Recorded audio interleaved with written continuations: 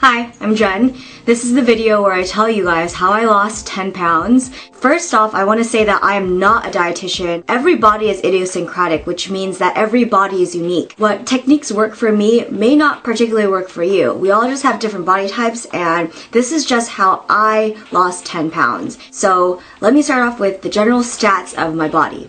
Late 2011, I was around 115 to 113 pounds. My weight is always fluctuating, most bodies do. And now in 2013, I am 100 pounds, or 98 to 100 pounds. Before you freak out, this is quite normal for my height. I'm 5'1", and my BMI is 18.5. I'm not underweight, and I'm actually a lot healthier now. This took me over a year to lose this weight and maintain my weight right now. So it's not gonna happen overnight, so don't expect it to.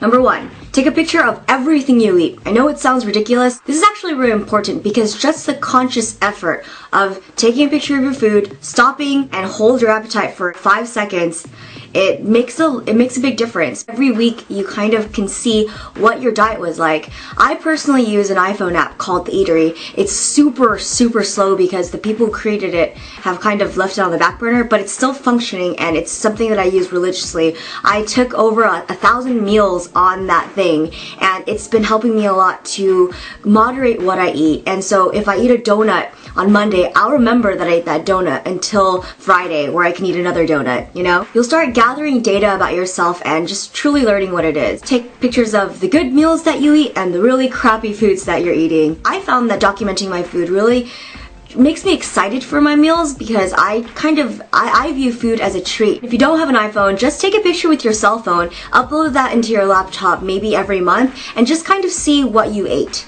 It's no different than writing down the food, but I just think that taking a picture with your cell phone is a lot easier. Number 2. Carbs for me are the devil. I'm quite aware that there are good carbs, aka complex carbohydrates, that are good for you and break down slower in your body. And there's also bad carbs, like refined carbohydrates. That's the really soft Wonder Bread carbs that are freaking delicious. I personally just try to avoid carbs as best as I can because I personally would just rather use my calories on proteins, veggies, fiber, you know, just other things that aren't carbs. If I really think about it, I probably eat carbs maybe once or twice a meal. I always try to make one meal of my day just completely carbless. There's addicting components in carbs, so I just try my best not to fall into the cravings. I found that I gradually weaned off carbs. I stopped ordering fries at restaurants. Get a side salad instead. You're already treating yourself out because you're eating that freaking yummy burger. There's really no need to overindulge and get that pile of garlic fries, even though they're really good. Your body's gonna thank you after. When I'm eating pizza, I won't eat the crust, even though it's my favorite part, especially if there's like a garlic dipping sauce in it. When you're eating a sandwich, take one slice of the bread off so it's kind of an open-faced sandwich. And when I'm deciding which bread to flip off from the sandwich, I always make sure I keep the side of the bread that is soaked with the yummy sauces, like whether it's light mayo or honey mustard or something like that. I just keep that side on and just throw the rest of the carbs away. They're very subtle changes, but gradually they're going to help you wean off the carbs and just be a lot more healthy. Number 3, remix your meals. That means that recipes aren't confined to what it says on the paper or what already comes into your meal. Remember, you can modify your recipes. You can add things in, you can take things out. For an example, instant noodles are one of my favorite meals. It's, you know, just kind of a staple if you're a college student. What I do with my noodles is that I break off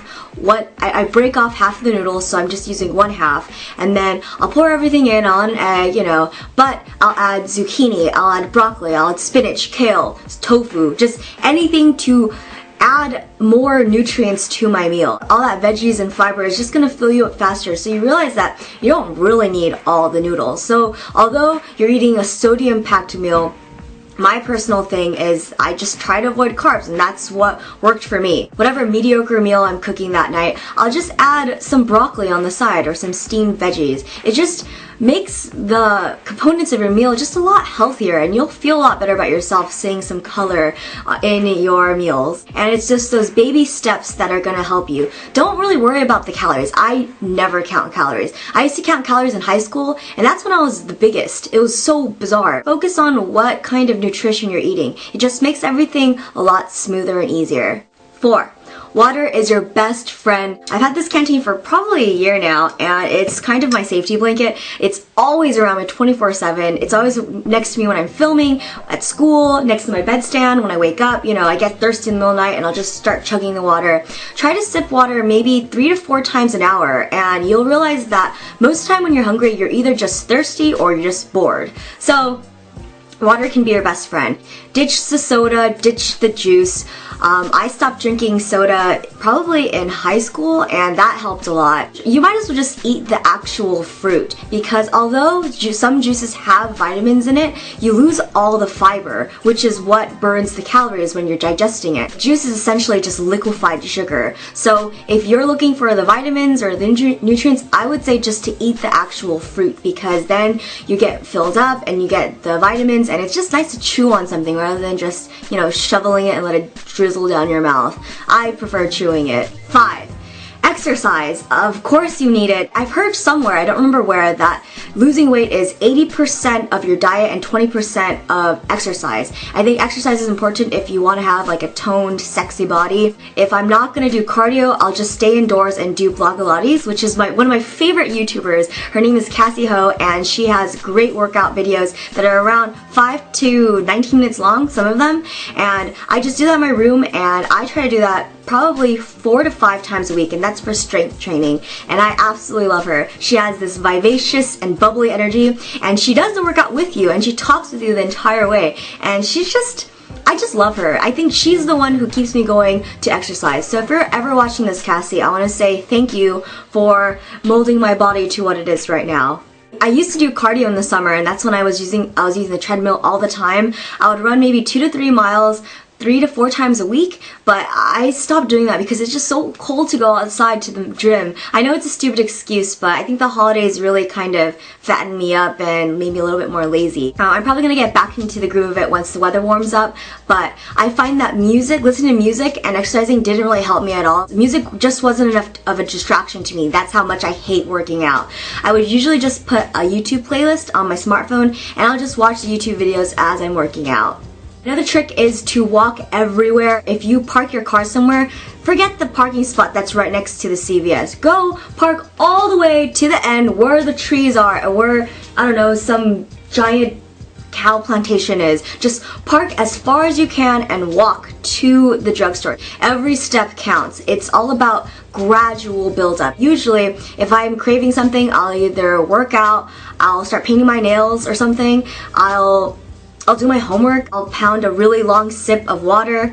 I think your body's always playing tricks on you. I think it's always saying that, oh, you're so hungry, you want this cupcake. No, you don't need that cupcake. You are in control of your own body, and if you want to lose 10 pounds, you can do it. You know how to lose weight. No one wants to hear it, but it's essentially the same thing. You gotta change your diet and you gotta exercise. Those are the main 2 things, and these are the little small changes that I made to my life. And I'm not saying that I did these bam overnight.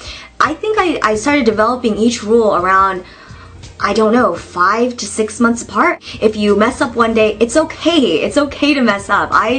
You know, you're a human and you have needs and cravings, but just don't give up. Every meal is another chance to, you know, fix your diet, I suppose. If you have any diet tips down below, feel free to let us know. And remember, if you don't agree with something I'm saying to you guys that I'm not a dietitian, I'm not a doctor, I'm not a physician, I'm just a normal girl who did these things to lose weight. Whew. If you have an Instagram, my username is I'm Jenim. You can follow me if you would like. So I'll talk to you in my next video, and see you later. Bye!